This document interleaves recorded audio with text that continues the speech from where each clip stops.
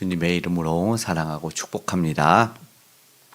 네, 오늘은 목요일이네요. 오늘 또 교회에서 전도를 하는데 또 하나님의 은혜가 또 백성들에게 들려지기를, 복음이 전달되기를 소망합니다. 우리는 이 모든 행위가 삶을 살아가는 모든 그것들이 다 하나님 안에서 우리 살아간다 고백합니다. 오늘 우리가 읽은 요한일서 2장 1절에서 11절 말씀을 통해서 우리가 참되게 하나님 안에서 살아가고 있는지, 어떻게 하나님 안에서 잘 살아가게 될지를 상고했으면 좋겠습니다.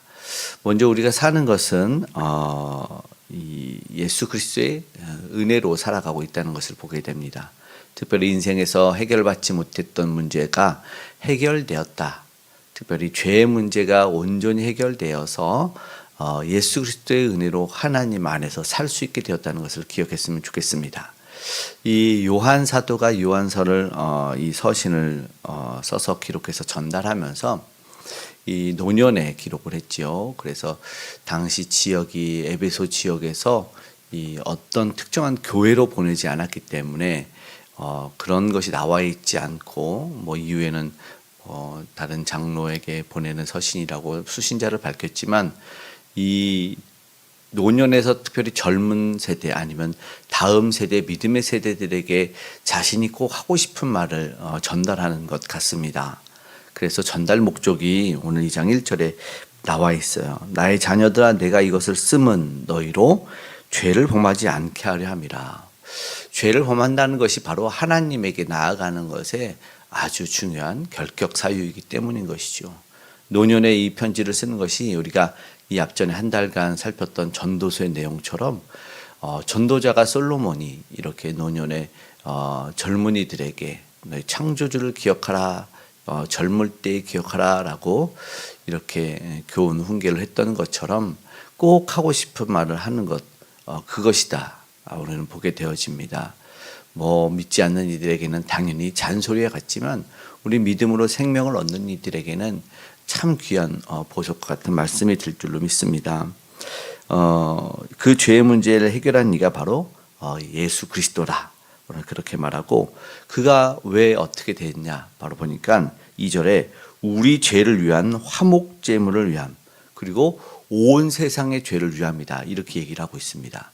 그러니까 온 세상 사람도 능히 모든 죄를 사해 줄 만큼 우리 예수께서의 그 크신 공로가 임했다.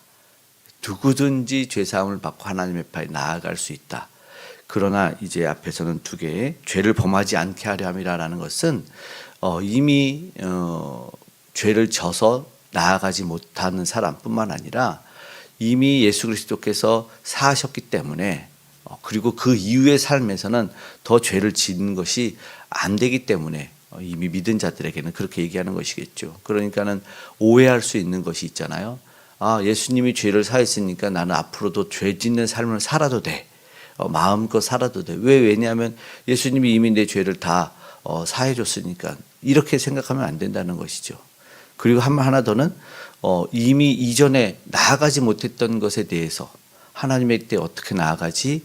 내가 죄가 많은 사람인데 라는 사람들이 나아갈 수 있는 의미와, 그리고 또 하나는 이후의 삶 속에서 이것이 결코 마음껏 죄된 인생을 살 수 있지 않다는 것을 얘기하는 것입니다. 예수 그리스도의 화목제물이라는 희생의 공로로 말미암아 우리가 거저받은 은혜가 되었는데 그 은혜를 가볍게 여기지 않기를 바라는 것이죠. 온 세상 죄를 도말하신 예수 그리스도, 그렇게 살아갈 수 있는 우리가 오해되지 않고, 어쩌면 이 죄의 문제라는 것은 인생에서 가장 큰 문제, 해결받지 못할 난제가 풀린 것이거든요. 그럼 무슨 공로가 있느냐 생각해 보면 우리 인생의 인간들이 아무것도 한 것이 없습니다. 그냥 죄 지었으면 죽어야 된다는 것밖에 없어요. 죄로 말미암아 하나님 앞에 나간다는 것은 그냥 죽음이었는데, 그 죽음의 문제가 완전히 해결됐고, 그리고 죄로 들어왔던 사망의 문제가 해결돼서 부활하는 이 인생이 되었으니 이게 얼마나 놀라운 일이 일어났습니까? 그것의 첫 열매로 예수 그리스도가 보여주신 것에 이제 우리는 믿기만 하면 되는 것이니, 그냥 놀라운 거저받은 은혜의 삶, 그냥 살아가는 삶. 그럼 어떻게 살아야 되냐라는 것을 보니까 4절에 그를 아노라 하고 이렇게 말합니다. 그를 아노라 하고 그 계명을 지키지 아니하는 자는 거짓말하는 자다. 그는 예수님이 나의 모든 죄를 도말하셔서 내가 이제 은혜의 삶을 살고 거저받은 은혜의 삶을 삽니다 라고 말하는데, 그가 주신 계명을 지키지 않는다는 것은 거짓말하는 자다라는 것이죠. 왜냐, 출애굽기에 시내산에서 백성들에게 하나님이 계명을 주실 때는 이제 너희는 내 백성으로 살아라라는 것이었어요. 하나님과의 직접적인 관계된 백성으로 살아가는 것이었고, 그리고 백성을 통해서 하나님의 법이 전달되면 하나님의 나라가 이어져 가는 것이었는데, 오늘 하나님의 계명을 지키는 것은 백성으로서의 자녀로서의 삶이 당연한 것이고, 그리고 하나님의 나라를 이어가는 것인데, 그리고 그 나라를 유업으로 받아서 살아가는 삶인데, 죄를 짓는다라는 것은, 그리고 계명을 짓지 않는다는 것은 어불성설 말도 안 되는 것이기 때문에 우리는 어떠한 인생에서 예수 그리스도로 말미암아 살 수밖에 없고, 그가 주신 계명을 지킬 수밖에 없는 존재라는 것을 그저 깨달을 수밖에 없다는 것이죠. 예수 그리스도의 죄사함의 은총에서 벗어나서 내가 계명을 지키지 않고 마음껏 산다는 것은 그것을 거부하고 하나님의 죄가 사했다는 그 사함을 받았다는 것을 스스로도 거부하는 일이 된다라는 것을 보여주는 것이죠. 우리는 좀 진지하게 얘기한다면 예수 그리스도 때문에 우리는 하나님의 그 진노의 심판, 죄로 말미암아 받아야 될 형벌이 다 비껴가고 있다는 것이죠. 그것이 비껴가고 있어서 그 엄한 불꽃이 우리를 사르지 못한다는, 그래서 오늘 우리는 한순간도 주님의 은혜에 감사하지 않을 수밖에 없다라는 그런 존재라는 것을 기억해야 됩니다. 오늘 예수 그리스도가 화목제물이 되셨기 때문에 오늘 우리가 살아가고 하나님 안에서 은혜로 살아갈 수 있다는 것을 기억했으면 좋겠습니다. 6절의 말씀에는 그의 안에 산다고, 이제 하나님 안에 살고 주 안에서 산다는 것은 그가 행하시는 대로 자기도 행할지니라 라고 말씀합니다. 하나님은 그러면서 어떠한 속성이라고 말하냐면 빛이다라는 속성에 대해서 이야기를 하고 있습니다. 하나님이 빛이기 때문에 참빛이 이 땅에 오셨잖아요. 그래서 8절에도 어둠이 지나가고 참빛이 벌써 비침이니라.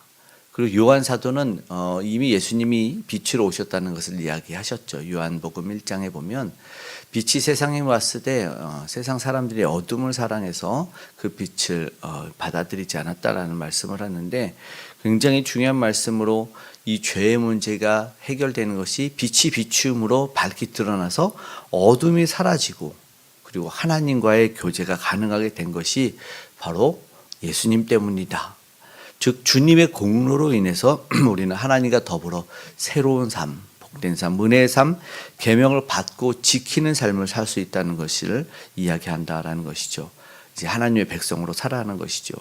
그러면 이 빛이 비추었기 때문에 어떻게 살아가느냐? 오늘 우리가 기억해야 될 이 계명에 대해서 7절 요한일서 2장 7절 상반절엔 옛 계명과 새 계명을 이야기를 하고 있지만, 중요한 이야기는 어두움 속에 살지 않는다라는 것을 이야기합니다.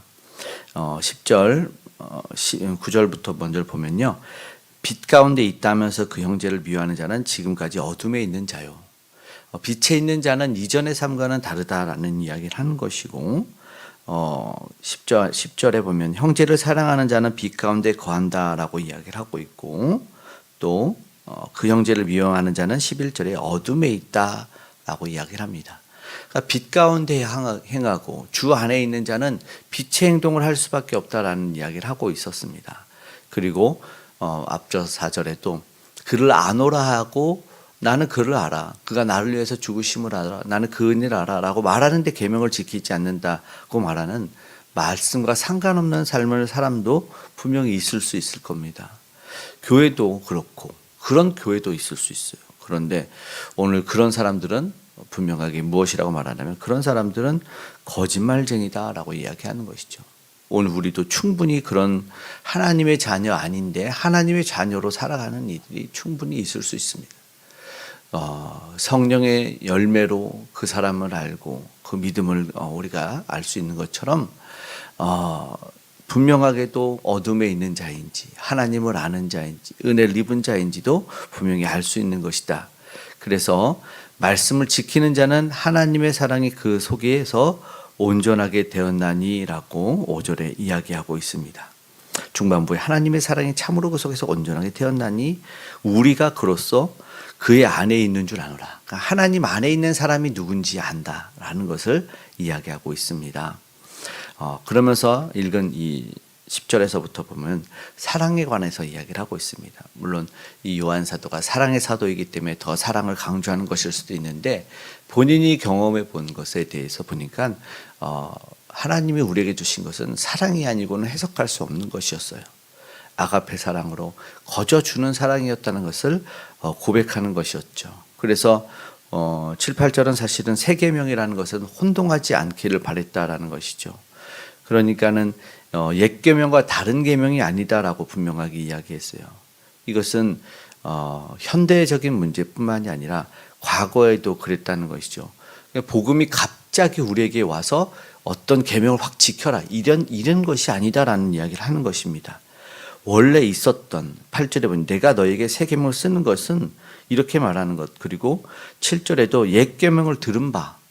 그러니까 새로운 것에 복음이 와서 새로운 것을 요구하고 강요하는 것이 아니다라는 것을 분명하게 이야기하고 있는 것이죠.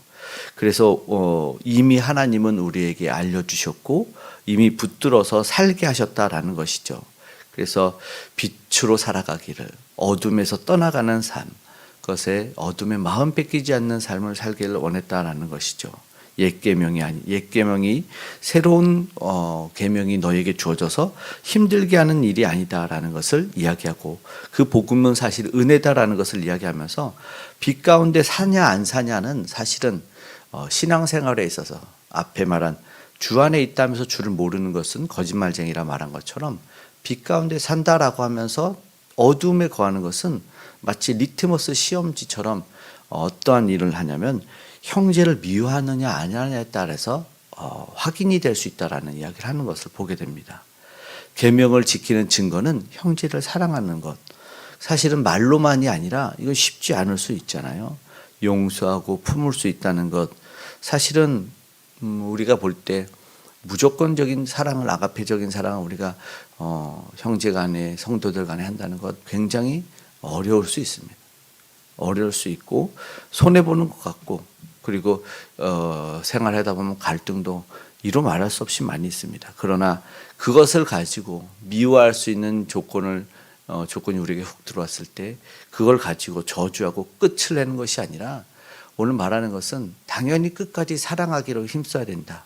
사랑하려고 애를 쓰고 그리고 그 답을 찾으려고 하는 과정을 살아내야 된다는 것을 이야기하는 것이죠. 그의 한번 미워하고 한번 나에게 실수하는 사람을 우리가 보면 막 정말 인격까지도 이 모멸하면서 막 이렇게 시기, 질투, 막 원망, 저주하는 걸 보는데 그것이 아니라 그도 하나님의 소중한 인격이라는 것을 기억하고 그리고 신뢰와 사랑을 그 과정 가운데 배우고 그리고 베풀고 그럴 때 내가 어둠에 있는지 내가 빛에 있는지를 확인할 수 있는 이거는 스스로가 할 수 있는 것이라고 보여져죠. 저 사람이 저 사람 아직도 미워하네. 이것은 우리가 판단할 문제가 아니라 그 사람이 부단히 애를 써서 하나님 안의 빛으로 살아가기를 해야 된다는 것을 우리가 기억했으면 좋겠습니다. 11절에 어둠에 행하며 갈 곳을 알지 못하는 이는 어둠에 그의 눈을 멀게 하였습니다. 이 본문에 사실은 경고의 말씀도 있어요. 내가 이것을 너에게 왜 썼는지 아느냐? 그래서 이 계명을 부단히 지켜야 된다라는 것이죠. 왜 미워할 때 이 빛이 어두워지고 꺼져버리거든요.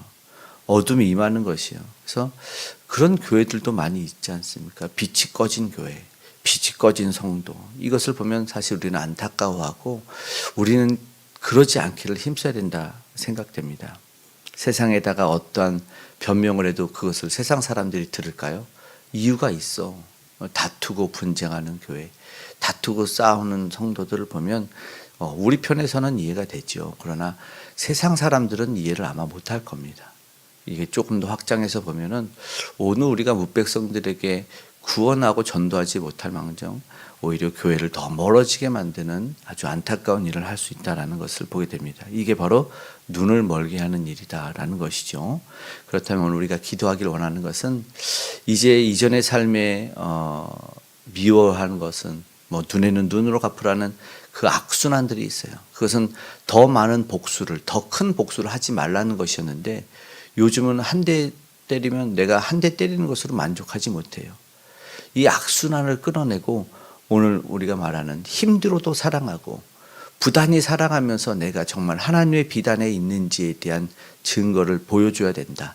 악순환을 선순환으로 바꾸기를 그렇게 소망한다라는 것입니다.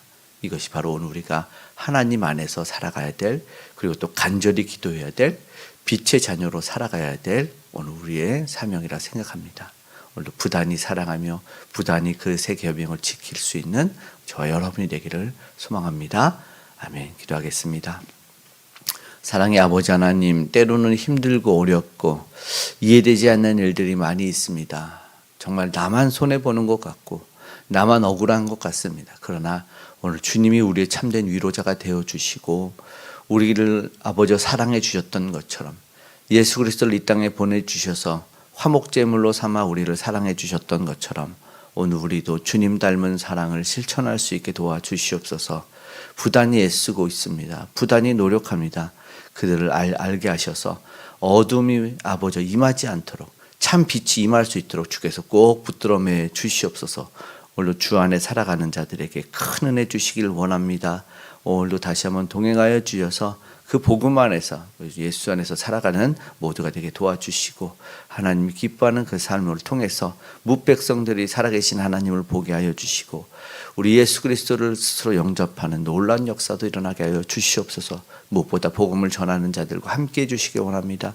오늘도 선교사님들을 위로하시고 그들의 행위와 그들이 전하는 예수 그리스도의 능력이 모두에게 그 지역마다 다 나타나게 하여 주시옵소서.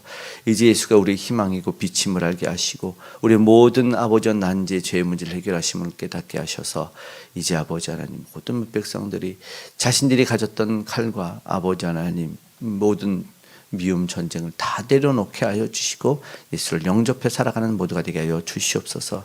이 나라의 민족을 기억하셔서 복음의 전초기로 사용하시고 폭력의 우상도 무너뜨려 주시고 하나님이 기뻐하는 우리 모두가 되게 하셔서 우리 다음 세대가 세계적 가치관이 아니라 우리 주님을 온전히 따르는 기독교적 가치관을 세계관을 갖게 하여 주시옵소서.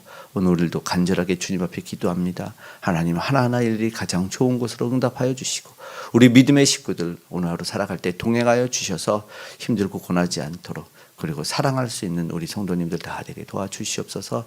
가정에서 일터에서 안전으로 지켜보아실 줄 믿고 감사드리며 고마우신 예수님의 이름으로 기도드리옵나이다. 아멘.